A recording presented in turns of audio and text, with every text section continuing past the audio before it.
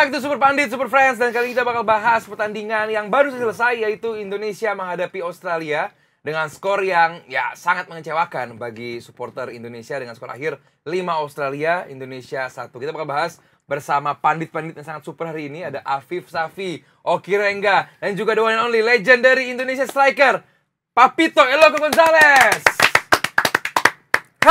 Gimana Pip? 5-1 Pip. Apa yang lu lihat dari awal laga, babak pertama, babak kedua, sampai akhir? Kalau gue ngelihat dari sisi Australianya dulu ya, Australia malah dia tuh kayak tahu nih, dan Indonesia lagi gembar-gembor total football, Indonesia lagi hype-nya lagi naik banget gitu. Dan ya biar bagaimanapun nih Australia gitu, pemain Indonesia banyak nih memang yang baru masuk gitu, yang Eropa. Cuma Australia tetap ngejreng juga, peringkat FIFA lebih di atas. Dan justru pas ketika di lapangan gue ngerasa kayak Australia yang lebih tahu kita harus ngapain gitu. Gue malah berpikir Indonesia dulu nih yang nggak apa-apa, kita safety dulu 20 menit, 15 menit gitu kan.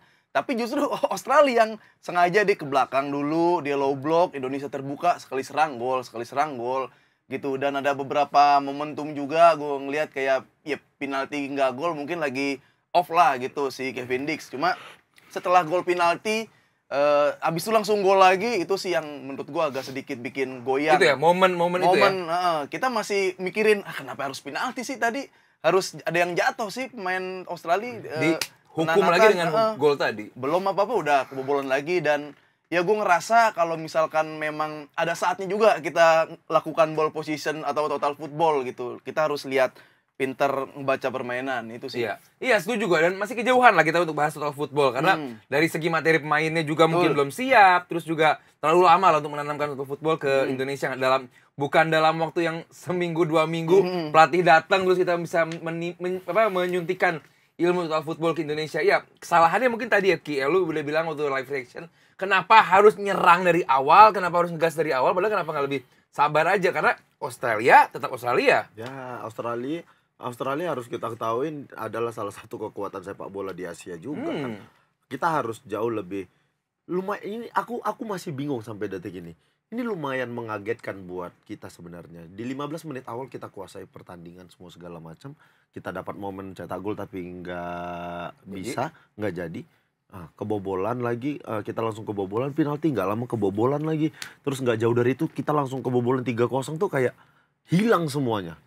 Gaya main, taktik semuanya hilang. Hilang gitu aja, hilang, bener-bener hilang. Pemilihan pemain juga menarik. Gimana Ki? Pemilihan pemain juga buatku kita evaluasi dikit. Sedap. Iya, kita kan memang nggak tahu gaya main Palu Pessi seperti apa.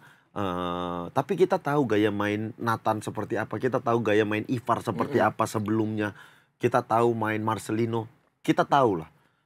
Tapi mengagetkan ketika makanya itu mengagetkan ketika Patrick memasang Nathan dan juga Tom Hai.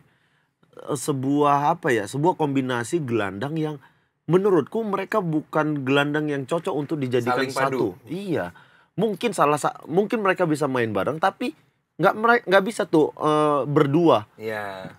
Mungkin aja Nathan jadi gelandang bertahan, Hai jadi gelandang menyerangnya dengan siapa, atau ada tambahan gelandang lainnya. Nggak bisa tuh mereka main berdua. Kita mainan ball posisi tapi kalah skor. Iya. Secara ball posisi, secara shot kita juga menang 10-9. Shot on target kita ada 4. Nggak jadi gol. Kan sebuah hal yang cukup disayangkan. Tapi buatku secara main aku tidak terlalu mempermasalahkan juga. Main ya udah seperti biasanya timnas main aja buatku. Cuman mungkin nggak beruntung tadi kita nggak bisa cetak gol. Nggak beruntung kita kebobolan. Komunikasi juga dibutuhkan, terutama di lini bawah. Kita gampang sekali ditembus semua segala macam lini bawah kita. Ketika kita ketinggalan, betul kata Papito, kenapa yang diganti pemain bawah tidak mencoba untuk menyerang kayak begitu. Jadi ini memang pada akhirnya Coach Patrick butuh waktu untuk membangun ini. Kitanya saja yang sudah terlalu tinggi. Dengan semua ekspektasi. Kita harus ingat dari awal kita itu hanya mengincar target playoff.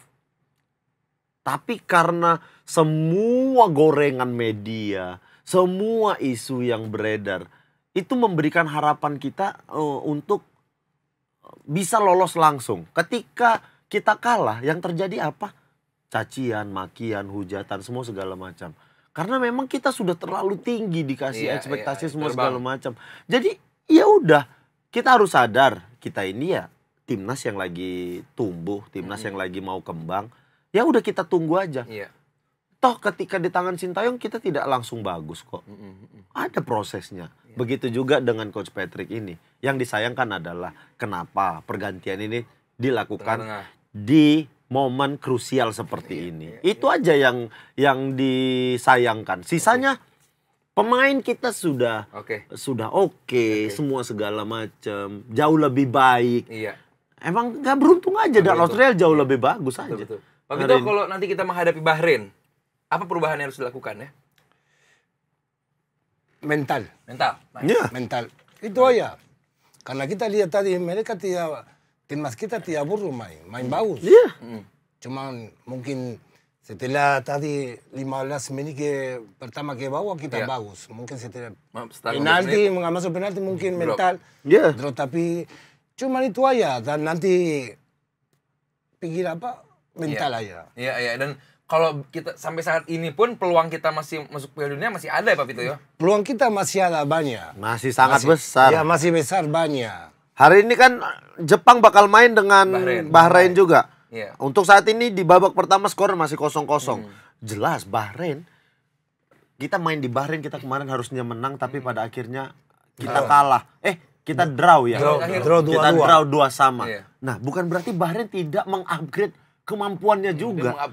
Iya, Jepang dengan Bahrain di babak pertama ini sampai saat ini skornya masih 0-0. Berarti kan ada perubahan di permainan Bahrain sendiri. Dan itu perlu kita waspadai. Jangan langsung kita anggap remeh, kita Bahrain juga nge-framing, kita bakal menang. Itu bakal jadi tekanan ke pemain. Dan jadi bumerang buat tim. Iya, udah kita biarkan saja, kita dukung aja. Mudah-mudahan kita hanya butuh, kita berdoa mudah-mudahan timnas menang, mainnya bagus lawan Bahrain. Sebatas itu. Dan apa pesan-pesan dari Pak Vito kepada sosial media atau para netizen untuk tetap dukung tim ini? Ya, saya selalu bicara positif ya. Kita nggak bisa caci makin atau apa ya. Kita hari ini sudah kalah, oke, kita harus terima. Dan tugas kita harus nanti mereka main lawan mereka kasih support dan semangat. Betul. Untuk mereka ya. Karena pasti mental mereka sekarang kacau. Iya, berantakan ya. Wah, kita 5-0 bagaimana kita datang nanti ke Indonesia? Karena banyak pemain baru juga nggak tahu apa suasana. Di Indonesia tuh kayak gimana? Ya bagaimana, tahu. Pasti nanti mereka tanya sama teman-teman, bagaimana nanti kalau kita misalnya kita hari ini kalah, situasi sana bagaimana? Seperti apa, betul. Tahu.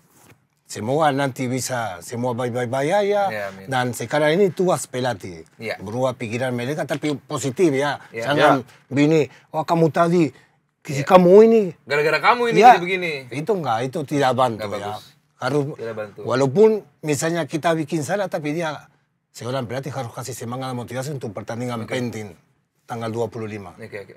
Ki, dari yang lu lihat sekarang Indonesia lebih dekat lolos direct atau udah playoff aja kita kejar? Ya udah kita fokus playoff aja. Udah ya, directnya udah lepas ya? Udah dari awal kita yang terlalu tinggi memberikan ekspektasi kan. Udah kita fokus di playoff aja. Kita maksimalin 2 pertandingan terakhir. Ya, Cina lawan Bahrain. Cina dan Bahrain. 6 poin, 12 poin totalnya. Kita masih punya peluang untuk playoff. Tapi masa depan timnas under Patrick Kluivert, apa ini bakal menjadi proyek jangka panjang atau justru selesai di World Cup qualifier ini aja?